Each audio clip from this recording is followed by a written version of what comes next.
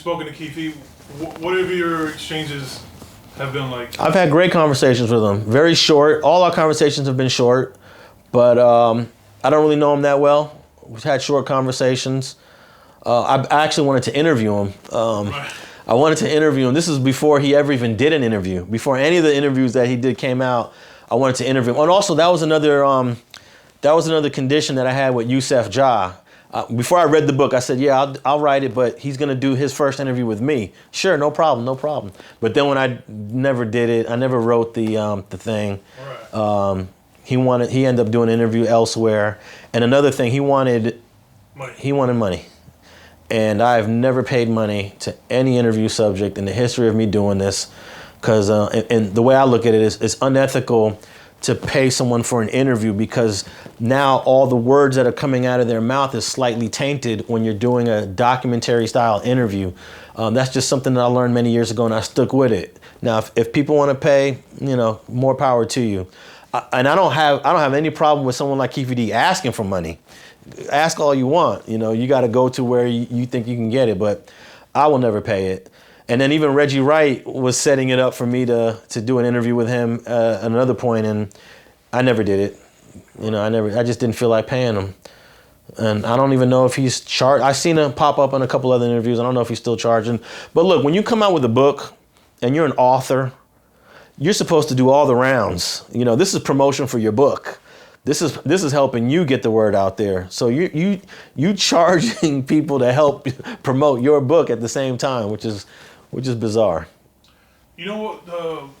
The way I look at it, and I have this conversation with my guy Coop, who's on the phone with, is that with people paying him for interviews, and I understand it. People they want to make a living, they want to make hits, and I have that same understanding with your philosophy of not paying people.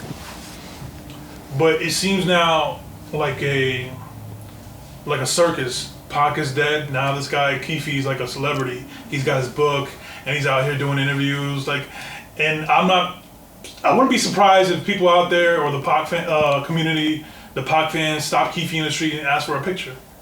Yeah. It seems like a circus. Like Keffe's like a little celebrity now. If I was him, I would always be thinking like, Tupac fans hate me. Right? Tupac fans must hate me. I would be like nervous every time I would go in public. I don't even know if he's ever been asked that, if he feels nervous when he goes out in public. But no, I never really got to really talk to him at length. Mm-hmm. But I have his number. I dial him every once in a while. There was a guy that I interviewed from Southside Compton Crip, actually these twins, they were identical twins, interview I did a few years ago from the same neighborhood as Keffe. And someone had hit me up and said one of the twins had got killed. And I was like, for real? So I called Keffe D up right away to find out if it was true, because it was very little information. And he gave me the whole rundown, and it was 100% true. And I was just shocked because, I interviewed the dude, and, a little part of me is damaged, like with Nip. I interviewed Nip. So whenever something happens to somebody I interviewed, I shed a tear for him. Right. And I actually called Keffe D to find out about that, and he gave me all the information of what happened, and it was just sad.